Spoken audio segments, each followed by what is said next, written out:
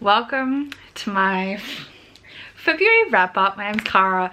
You're watching Bianca Reads, and today, we're doing my February wrap up.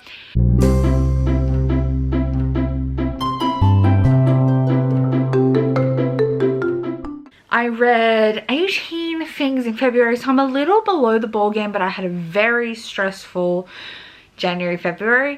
So I'm forgiving myself, but I'm hoping to get back on my game in March.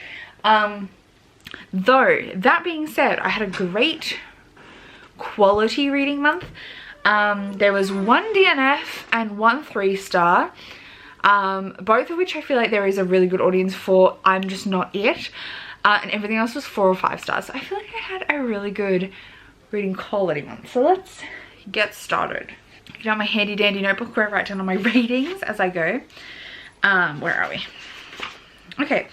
So first off in the month, I read a bunch of short things. I was trying to get through stuff. So first off, I read Across the Green Grass Fields by Shannon Mcguire. This is the most recent Wayward Children book. It's the most recent Wayward Children book, and this one follows Reagan, who is an intersex girl who is obsessed with horses, and she ends up in a horse land. She's kind of saving the day. It's another like jumping in point to the series, so it followed Reagan in her world rather than the academy, the school for Wayward Children. I'm really excited to jump back into the school next time, but I think this was a strong installment. It wasn't my favorite by any means, but it was very strong, as all of this series is. Like Shannon Mcguire writes really solid stories. They're so well constructed, and this was no exception. So this was 4 stars. Then I listened to Remote Control by Nedi Okorafor, which is another novella.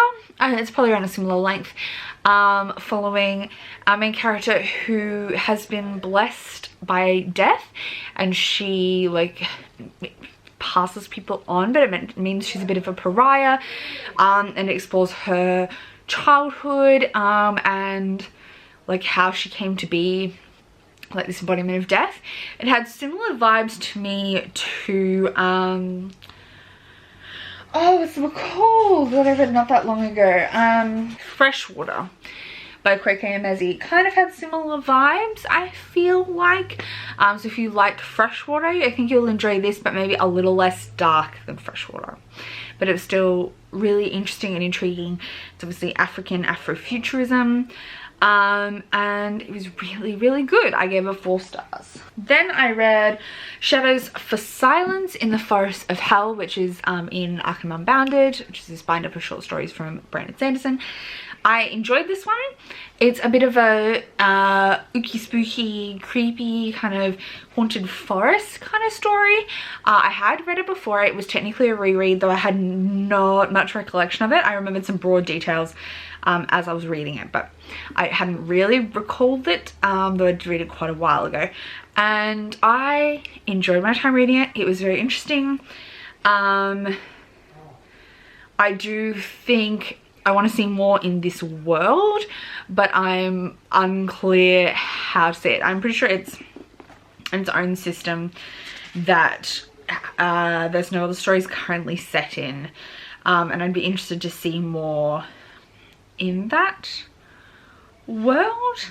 I think it would be really cool. But yeah, April and I buddy read this. She also enjoyed it, I think. But yeah, I enjoyed it. It was a 4 stars as well. My first 5-star of the month was When the Tiger Came Down the Mountain by Niveau. This is a very short novella. It's a sequel to Empress of Salt and Fortune, and I think she's going to continue writing novellas in this vein. They're based on loose Chinese history and mythology, and follows what's the main character's name? Chi, who's a cleric who is collecting stories for like memory keeping, and in this one they go up the mountain and meet with these 3 tigers who tell this story that they have half of, like from the human perspective, and the tigers are telling their perspective of this story. And so it's like a story within a story, which is kind of true of the first book as well. And it's just really well constructed, really beautiful, and I love this take on mythology. And I give this one 5 stars. I also read this month How the King of Elfheim Learned to Hate Stories by Holly Black. We won't talk about this one much because it's kind of like a sequel novella to the Wicked King, Cruel Prince series. I didn't love this, but I thought I enjoyed it much more actually than the last couple of actual novels. I feel like its pacing was a bit better, and it kind of goes through, it is illustrated and it's kind of told in a fairy tale style, but it's about something that kind of happens after the events of the main series. I enjoyed it a decent amount. Again, I give it 4 stars. There's nothing really wrong with it and I enjoyed it, but I do personally think it was better than some of the later novels. I also listened to Dark Emu by Bruce Pascoe. This is a non-fiction book exploring what agriculture looked like in Australia before white settlement invasion, and really explores like how that knowledge and history has been quashed, and the historical and also like written records to indicate what that looked like and what agriculture looked like for the Indigenous people of Australia. And it was absolutely fascinating. I adored it. I thought it was really well constructed, and really explored the take. I was a bit scared. Bruce Pascoe is Indigenous, but there's contention over his indigeneity, which like arguably like Australian indigeneity does not involve blood quantum in any way, shape or form. So arguably he has culture, therefore he's Indigenous, but his connection to culture is a bit disjointed and some people argue against his indigeneity.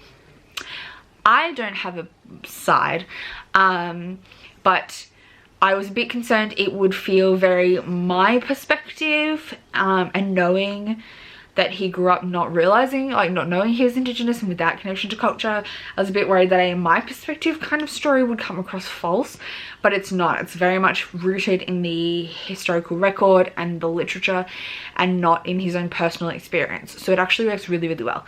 I gave Dark Emu 5 stars.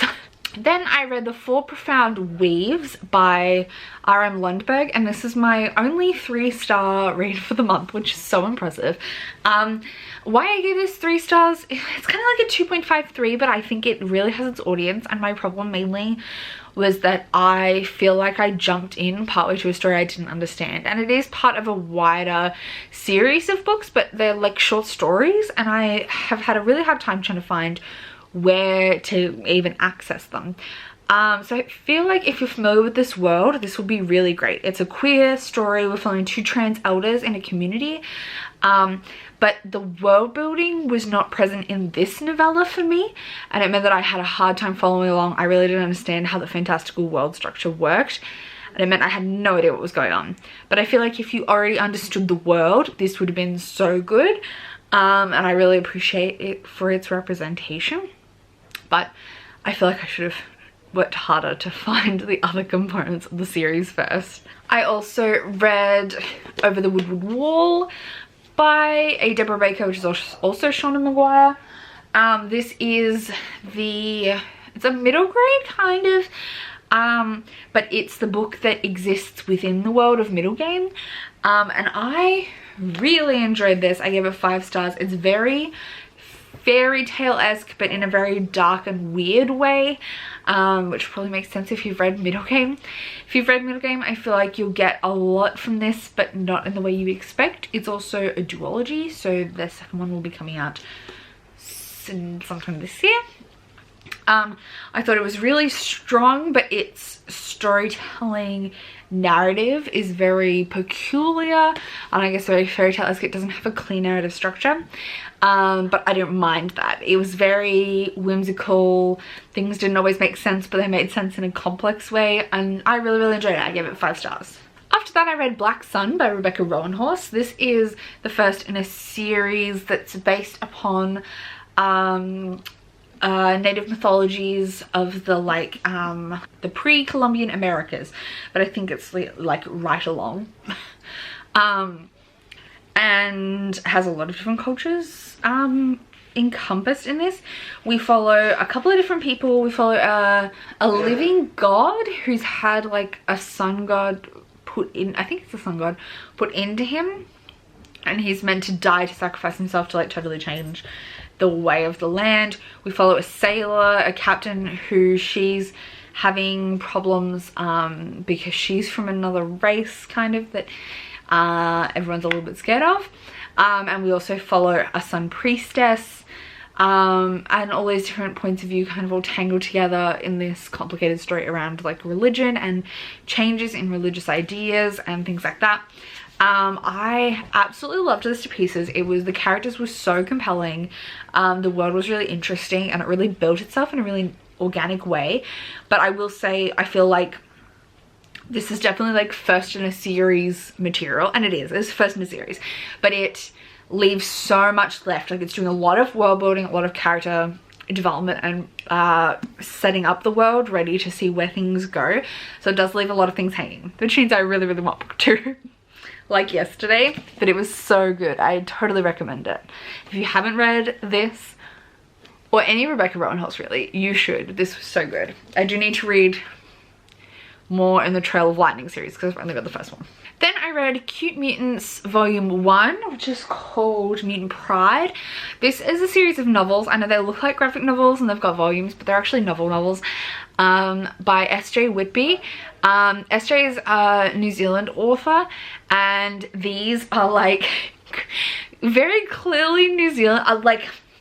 I've always said that if I was going to write something, I wanted it to be like no holds barred, is that the saying? Australian, and this is like new, like Kiwi, and it doesn't like shy away from the fact that it's not set in America.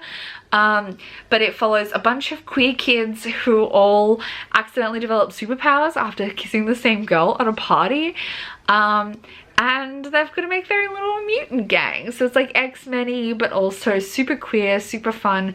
The main character has social anxiety, and her superpower is she can talk to inanimate objects, and it's just really good. I really enjoyed book 1. I can't wait to read book 2. I think the book 4 is coming out very soon. I'm definitely going to be continuing the series, and I gave volume 1 5 stars. Next up, I listened to The Disasters by M.K. England. This is a sci-fi book. We follow a group of outcasts that were all meant to be kicked out of the academy and sent home from the space academy, but then the academy gets overtaken by enemies and everyone dies except for them, so they're then on a mission to like solve the problem. I really enjoyed this. I actually enjoyed it more than M.K. England's second book, which I think was called Spell Hacker, which I also listened to I think last year. This one to me, just narrative wise, made more sense. Like the plot carried better, things all fell into place better, and I really enjoyed the plot more. Characters also super strong, super just like unapologetically bi, most of these characters, and I really appreciated that. I did really enjoy this. I give it 4 stars. I don't think it's the best thing I've ever read, but it was pretty good. I enjoyed it. And I think I would read more from M.K. England in the future, but probably just listening to them because I do really enjoy the audiobooks. Next up, I read Rivers of London by Ben Aranovich. This is the first in a fantasy series following Detective Constable Peter Grant, who gets apprenticed kind of to a wizard in the police force in London, and they're kind of solving magical crimes. I have pros and cons about this. I really enjoyed the narrative and the mystery that was being solved, and I liked the world. I think the world is really fascinating. Is this obviously written by a man? Yes. And the main character is very like, it's misogynistic to a degree. Also, the main character is meant to be half Sierra Leonean, and I don't know if that's something the author experiences or if that's like a diversity brownie point, because like, I don't know, like, it didn't feel poorly done, but I don't have the capacity to critique that. So keep that in mind. The main character is biracial, but I don't know if the author is. I couldn't find anything about the author being biracial as well. But the misogyny, which is not, it's not like blatantly awful, but it's just like subtly, like, you can tell this is a male writer.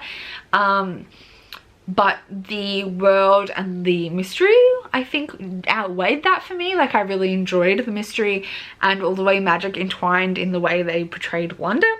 And I'm definitely going to continue this series. I do own like the first 5, so I'm going to keep going, see how I feel as the books progress.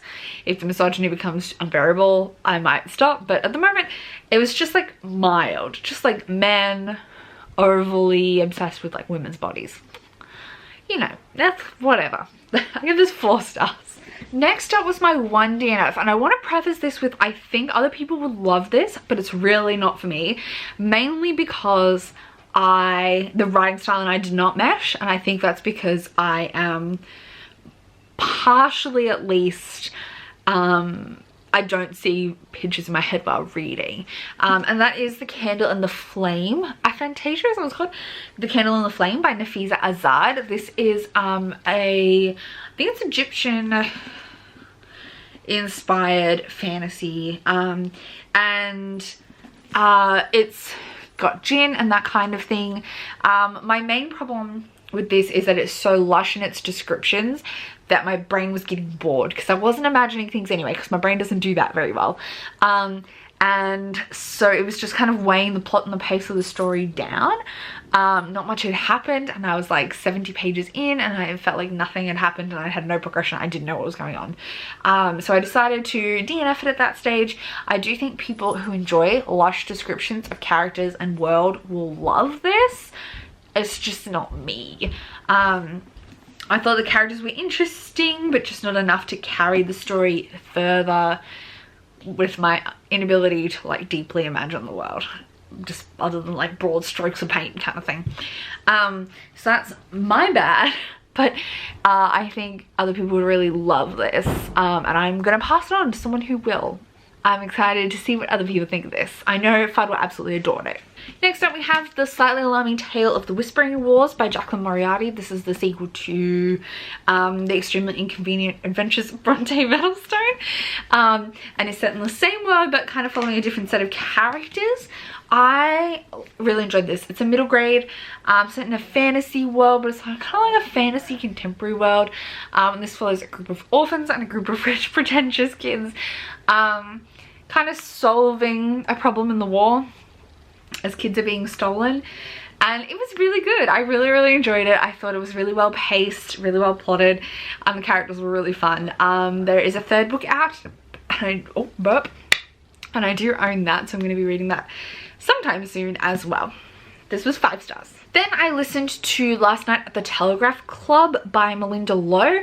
This is a historical fiction following a Chinese American girl, Lily, and her kind of adventures exploring her sexuality. She thinks she might be a lesbian, and she's kind of into this girl that she goes to school with, Catherine. And then also their exploration of like drag clubs and things, like queer clubs, like king drag kind of things. I really enjoyed the exploration of queer society and the characters. For me, I think it just kind of, the pacing was a little bit slow because it was very like true to life historical. So the pacing was a little bit up and down, kind of the ending happened pretty quickly. I did think it was really fascinating. I just didn't love the pacing, if that makes sense. So overall I gave it 4 stars. I thought it was pretty good, and I think if you want to learn more about the Chinese American perspective, especially for, like, I feel like it's very rare to see Chinese American queer characters, as well as like the club scene. I think it's set in the 450s. I think it's in the 50s. So the queer scene in that particular time period, and it's in San Francisco. So if you want to see that setting or that representation, definitely check it out. I think it's absolutely a great historical fiction. I just don't read historical fiction much, and its pacing is strange to me. So 4 stars. I did really enjoy that and would recommend it. Then I read The Mask Falling by Samantha Shannon. This is the 4th book in the Bone Season series. I really enjoy this series, but I always seem to forget so many details when I go into a fresh one, but then afterwards I'm like, oh yes, all these things. This one takes place primarily in Paris, straight after the events of book 3, and Paige, our main character, is going through a lot of trauma. Basically, this series is set in an alternate future where in the past one of the kings, I can't remember which one, might have been King Henry, gets into magic and lets through a break in the, like, between the magic space and the real world, I guess. And so people start, there are clairvoyance, spirits, things going on, angels, I guess, and that all kind of, it's like a very detailed alternate history future book. Like, it's set in 2060, but is considering this whole alternate past. And I don't know, I love this series. I think it's so well plotted and well thought out. Samantha Shannon writes really complicated fantasy, and this is 100% that. I just think some things in the first half of this book were a little convenient, but by the time we got to the end, the final twists and turns had me like on the edge of my seat. I was obsessed. I don't want to tell you any of the details of this book, because it's book 4 and there's so much progression from book 1 to book 4, but yeah, I really enjoyed this. This was also 5 stars, but like a low 5. It's like a 4.5 rounding up to a 5. I also listened to Harrow Lake by, why am I forgetting the author's name? By Kat Ellis. This is a YA horror? Yes, horror. Following a girl whose father has been stabbed, and she gets sent to live shortly for a little while with her grandmother in this tiny town that her dad filmed a movie in before she was born, that her mother starred in. And the town's all kind of got a lot going on about this film. It was a horror film that was filmed there. And then little bits start coming out about the town and possible mysteries that exist in the town that relate to the film and to her and her father and her mother. Her mother's been missing since she was like 5. And it's all just this mysterious, eerie, creepy, totally weird horror. I wasn't sold on it through the middle, but the ending totally got me. And I thought it was a really powerful story overall. It was very eerie, very creepy. I think it did exactly what it was trying to do. I give it 4 stars. And finally, this month I read The Girls I've Been by Tess Sharp. This is a thriller, a young adult thriller, following our main character Nora, who her and her girlfriend and her ex-boyfriend go into a bank to deposit some money, and then while they're in there, the bank gets robbed and they're in a hostage situation. Except Nora's got a secret, and that secret is that she grew up as the daughter of a con woman and has lived her whole life playing these different girls to fill the roles her mother needed. It's very dark and gritty, but also kind of funny, and it's very action-packed, them like getting out of this heist bank robbery scenario, as well as exploring what happened in her past. It was so good, it was so powerful. Definitely trigger warnings for child sexual assault, and all kinds of stuff, really. It was so good. I totally recommend this. It's super fast paced, super action packed, but also really isn't afraid to shy away from the deep, dark, gritty bits. I give this 5 stars. It was absolutely phenomenal. I would totally recommend it, though do check out trigger warnings, which I think are available somewhere online, if you are worried about anything. It's so good.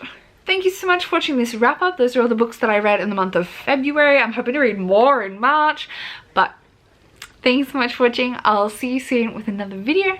And let me know if you've read any of these, if you'd like to chat about them with me down below. Otherwise, thank you so much for watching, and I'll see you next time. Bye!